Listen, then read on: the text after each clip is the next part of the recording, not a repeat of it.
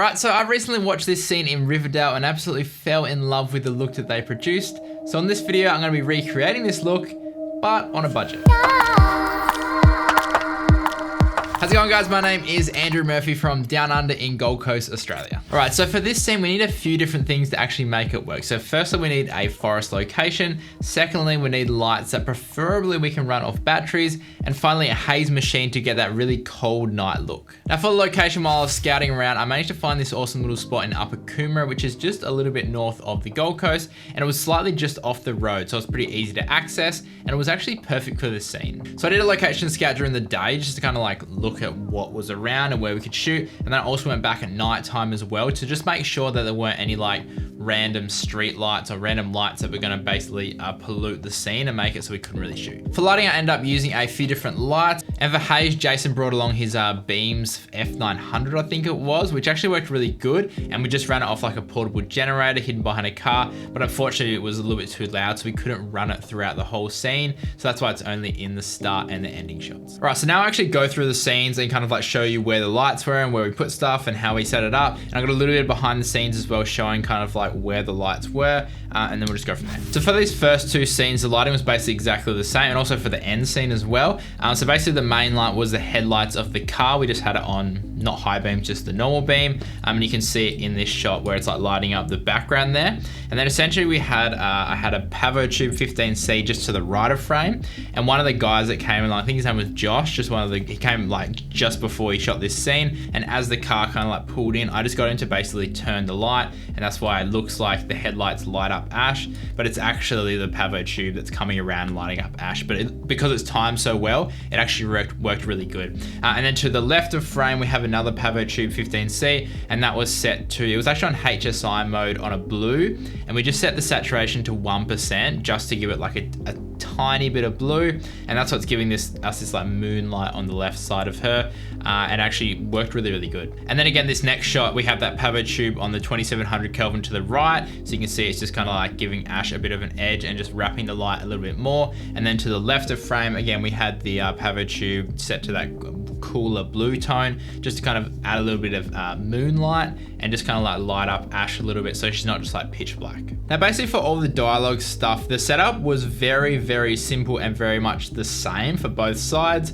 So basically we just had the Pavo Tube again on 2700 Kelvin. This is the 15C, which I think is like a 60 centimeter tube. We just had it right in front of the actors, and that was what our main key light was. We didn't have the car headlights on while we were shooting the dialogue because we didn't want to run out of power, and we also didn't really need it either. And that was only on like 5 or 10% power. Like, it was basically nothing because we could get it so close to them. I think it was only about 1 meter and 1.5 meters away from them. So it was super duper close, super duper soft, and we didn't have to make it too bright either. And by the end of the shoot, after about 5 hours, it was still on about 30% battery. So really good, lasted ages because we didn't have to actually pump it up too much. And then again, that hair light, which you can see on ash, is that other Pavo Tube 15C that's set to that cooler tone.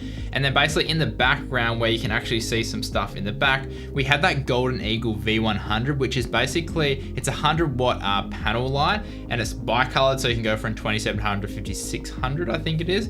And it's also powered off MPF, which is really cool. But what we did is I put a quarter CTB, so color temperature blue gel on it, just to cool it down and match the Pavo Tube that we have for the moonlight. And that was probably about 10-15 meters behind our actors and just shining into the trees just to give it a little bit of depth, because without that, basically there's just black and it just looks like they're kind of on like a stage or a studio, and that's not what we wanted. And then for this shot, this was the only scene where we used that digital photo tree frog little RGB light. Jason was just holding it just to the left of frame just to light up this tree and just edge out this tree a bit. Otherwise, again, just looks like a bit of a cutout, right? There's no like texture, so we definitely wanted to add something in there. And then we cut to the opposite side, and essentially we just took that moonlight that was behind Jacob and just moved everything to the right of frame. So we've got the moonlight coming from the right of frame, which you can see on Ash as like her kind of like hair light sort of thing. And then basically in the background, we just took that Golden Eagle and put it again 10-15 meters behind them, shone it back of the trees just to light up this area.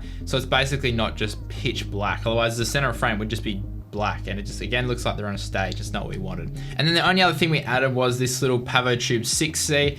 I literally had this on 1%, and I had it probably 10 meters away from the actors. And literally all that was doing is just bringing up that ambient level just a fraction, just so there was some detail there, because without it was just pitch black and we just lost all the detail there. Now, if we cut back over to Jacob's side, not looking through that tree, I did want to make sure that we could see the trees in the background lit up warm, because that is where the headlights were when the car pulled up. And because again, we didn't have the car headlights on, we just had a Godox LC500R and we turned that to nice and cool. I think it was 2700 Kelvin as well.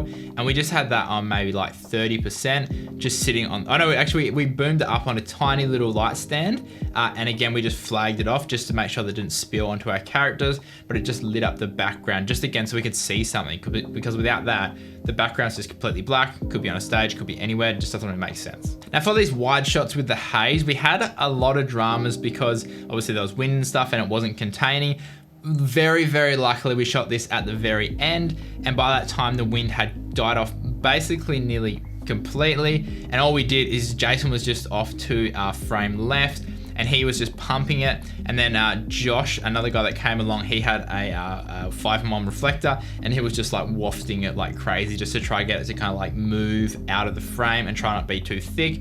And that's what I can see as well when we play through this. It's kind of like moving from frame left to frame right. I think it's because a little bit of the wind, but also because Josh was wafting it over there as well. So yeah. But again, when we had this, because we had the generator going, we couldn't have any audio because you could hear the generator in the background. So this was shot with no audio. So after we'd finished shooting, we just got Jacob to walk off and walk back on. And we just recorded that with a little Lark 150 just to get that audio so we could put it over the top. So it wasn't like, we wouldn't have the sound of the generator in there. Now, as for equipment, we were shooting on the Canon C70. I absolutely love this thing. It is my go-to camera now. Freaking weapon. And basically we used a Samyang 50mm, which is the 50mm T1.5 Cine for the close-ups. And then for anything slightly wider, I had the Canon, this is the 24mm.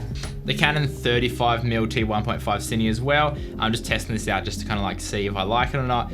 Absolutely love this 35mm. I'm definitely probably going to get one of these. But basically everything was shot on a 50 and a 35. I did have other 24mm as well, but we didn't really need it. Like, I just found that the 35mm was wide enough for what we actually needed. And yeah, didn't actually need this one. Now, as for color grading, I did my best to get the look in camera as much as I could, basically so I didn't have to play around with it too much in post. But basically this is what the image would look like coming out of the Canon C70 in just like the C-Log 2, so nice and flat. And then if we add that Rec 709 correction light into it, it'll add all that contrast back, and you can see the colors are actually like there in the camera. And then basically I just did a little bit of tweaking, you know, fix the skin tones a bit, and kind of like, I think I dimmed the moonlight in a few shots, and basically just corrected those colors to make sure they looked really nice. And honestly, like, I'm stoked with how this actually came together. I think we did a pretty good job of recreating this little kind of like look from Riverdale on a bit of a budget, and definitely running off battery power as well saved us a freaking ton of time just running cables, and also just moving lights around. Like, you don't have to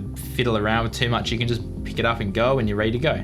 Alright guys, if you did enjoy this video, then consider liking and subscribing, and also massive shout out and massive thanks to everyone that was involved in this. So we've got Jacob, who was our other actor, Ash, who is my fiance and also the female actor in this, Jason, who was the first AC and just all-around legend, Maddie, who was our director, and also Josh, I'm not sure of his last name, but Josh came along at the end and helped out as well, wafting that haze. So massive thanks to everyone for putting this together. You guys were an absolute legend of a team, and I couldn't have done it without you. And if you want to find out more about any of the products that I have used in this video, I'll leave some links down below. And as always guys, stay creative and just be you. Have fun.